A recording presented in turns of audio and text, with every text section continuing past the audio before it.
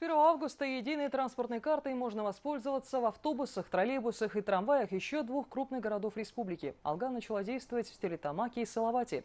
Тем временем продолжается борьба с нелегалами. На днях в Уфе задержали автобус, который перевозил пассажиров между Уфой и Москвой без лицензии. Подробности в материале Азата Садриева. С сегодняшнего дня единая транспортная карта «Алга» заработала в Стерлитамаке и Салавате. Так, во втором по величине городе республики к проекту подключился государственный перевозчик «Башавтотранс». В троллейбусное управление передано 100 новых терминалов. Таким образом, специальной техникой обеспечено 2/3 электротранспорта. Что касается частных перевозок, карта «Алга» начнет работать в маршрутках в ближайшие несколько дней. Частники уже заключили соглашение с Башкирским регистром социальных карт. Идет отработка именно вот этих технологий, установка терминалов. То есть я думаю, что в ближайшие несколько дней, в принципе, все встанет на свои места, и мы в полном объеме будем обеспечить вот эту карту «Алга».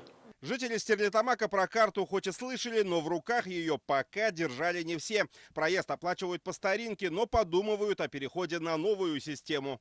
Во-первых, мне это выгодно, когда я в сад езжу. Я почти каждый день в поликлинику хожу. Внукам езжу.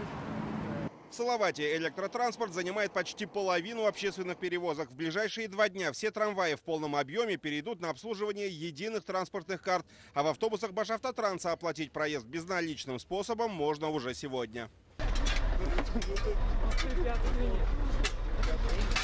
Введение карты «Алга» заставило нелегальных перевозчиков выйти из тени. Понятно, что работать честно и по закону понравилось не всем. Деньги пошли в кассу, а не мимо. Надзорные органы уже арестовали автобусы порядка 300 нарушителей. За нелицензированные пассажирские перевозки юрлицу может грозить административный штраф до 400 тысяч рублей.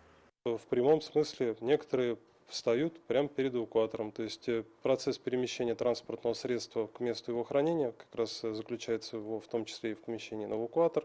Перевозчику объявляется запрет на использование данного транспортного средства в целях осуществления коммерческих перевозок. Тем временем уже 40 тысяч пассажиров перешли на пользование единой транспортной картой. Купить ее можно в шаговой доступности. Отделение Почты России, сетевые магазины, Сбербанк и Уралсиб. Стоимость везде одинаковая – 50 рублей. Но при покупке в финансовых учреждениях «Алгу» можно там же и пополнить. В других случаях через мобильные приложения банков. У нас увеличиваются постоянно точки продаж.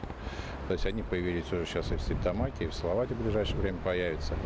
В Уфе в ежедневном режиме на сайте alga-карта или algakarta.ru можно посмотреть актуальный список точек, где можно купить карты, и точек, где можно карты пополнить. Через месяц пользоваться картой «Алга» станет еще удобнее. 1 сентября запустят мобильное приложение для смартфонов. Через него можно будет не только пополнить баланс, оплачивать проезд бесконтактным способом, но и отслеживать все свои поездки. До осени программа работает в тестовом режиме. Азат Садриев, Ильнур Юмагулов, Азамат Ахмадишин. Новости. Уфа, Стерлитамак, Салават.